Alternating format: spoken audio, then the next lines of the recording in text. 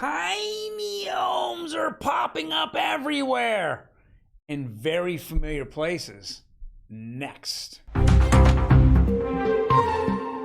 Yes, that article, as well as, wow, we might see a little bit of a Fed pivot.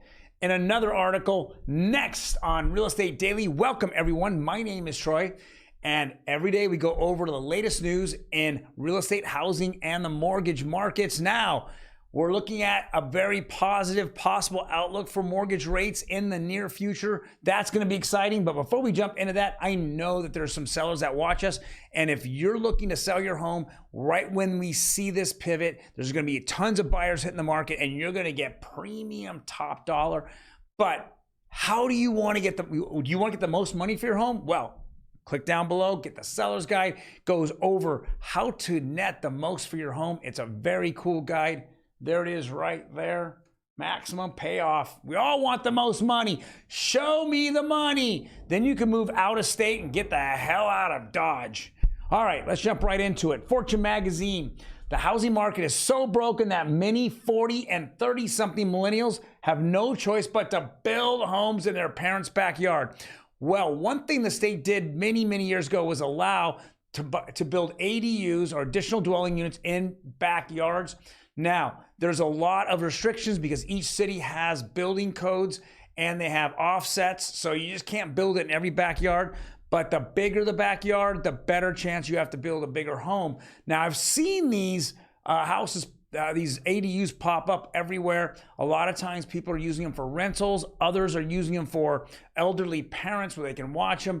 But now we're seeing more and more construction being done in backyards as they're housing their kids. Yeah, kick your kids out of the house to the backyard. Wow, crazy thought. But this is the newest thing. It's gonna be the wave of the future because there's no way that builders and or our government here in California or the national government, federal government is going to solve this problem.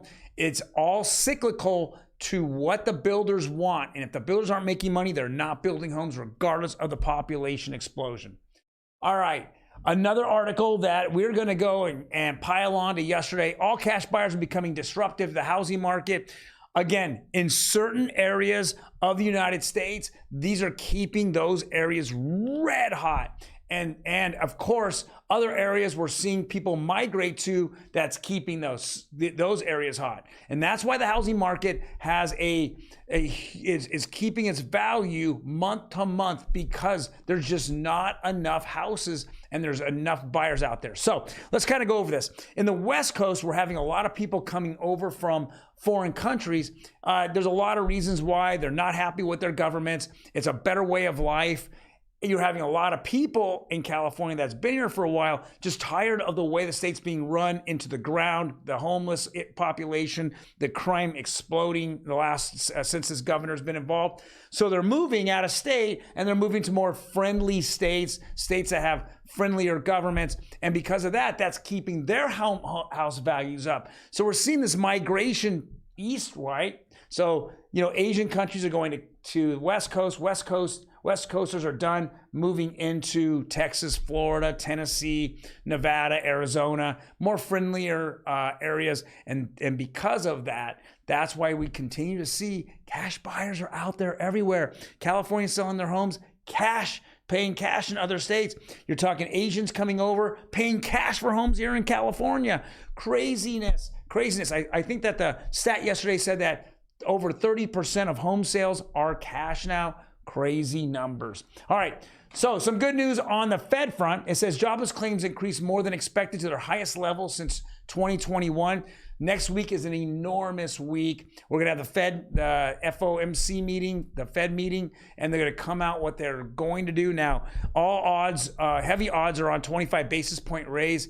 I was hoping that the last raise would have been it. I think that the economy now has taken too many blows, and whatever the Fed does today, they talk about it affecting it 12 months from today. So it's stupid to keep going on and on. If you're telling me what you did last month is going to affect, April of 2024. So if it's going to affect April 2024, stop it.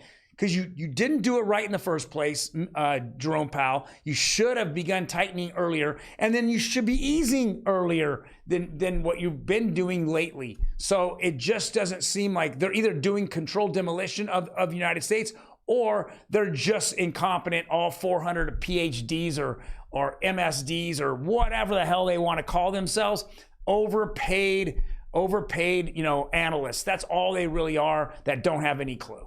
All right, so let's jump into the rates here.